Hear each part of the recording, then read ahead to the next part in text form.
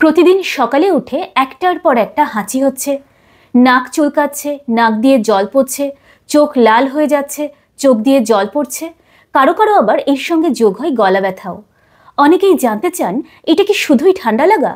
না, এটা স্রেফ ঠান্ডা লাগা নয়, একে বলে মর্নিং অ্যালার্জি রিয়াকশন। আমাদের বেড কভার, বালিশ, ম্যাট্রেস এগুলোতে ডাস্ট মাইট নামের একটা ক্ষুদ্র জীব বাস করে। আমরা যখন রাতভর বিছানায় ঘুমিয়ে থাকি তখন এই ডাস্ট মাইট নাকের মধ্যে প্রবেশ করে এবং ন্যাজাল মিউকোসাকে ইরিটেট করে, ফলে সেখান থেকে হিস্টামিন নামক এক রকমের পদার্থ রিলিজ হয়। এই হিস্টামিনই মূলত নাক দিয়ে জল পড়া, চোখ চুলকানো, চোখ লাল হওয়া, পরপর হাঁচি এগুলোর জন্য দায়ী।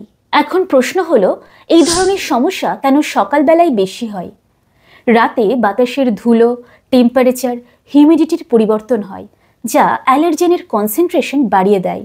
ফলে সকালে উঠে যখন ঠান্ডা হাওয়া নাকে মুখে লাগে তখন ন্যাজাল মিউকোসা রিয়্যাক্ট করতে শুরু করে, ফলে স্নিজিং অ্যাটাক শুরু হয়। চলুন জেনে নিই এই রোজকার হাঁচির সমস্যার থেকে মুক্তির জন্য কী কী করণীয়।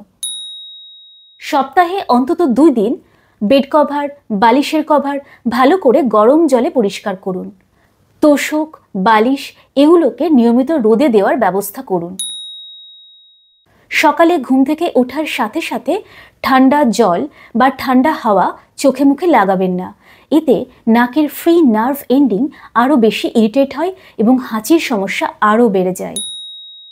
সকালে উঠে অন্তত 5 মিনিটের জন্যেও যদি গরম জলের ভেপার নিতে পারেন তাহলে খুবই ভালো হয়, এতে নাকের ভিতর জমে থাকা অ্যালার্জেন বেরিয়ে যায়। এছাড়াও প্রতিদিন সকালে উঠে যদি হালকা গরম জলে কয়েক ফোঁটা লেবুর রস মিশিয়ে খেতে পারেন তাহলে ন্যাজাল প্যাসেজ আর থ্রোট প্যাসেজ পরিষ্কার থাকে। হাঁচির সমস্যা খুব বেশি হলে আরও একটি পদ্ধতি অবলম্বন করতে পারেন, এটি হলো nasal saline irrigation. World wide sinusitis, allergic rhinitis এই ধরনের সমস্যার জন্য ন্যাজাল স্যালাইন ইরিগেশনকেই রেকমেন্ড করা হয়।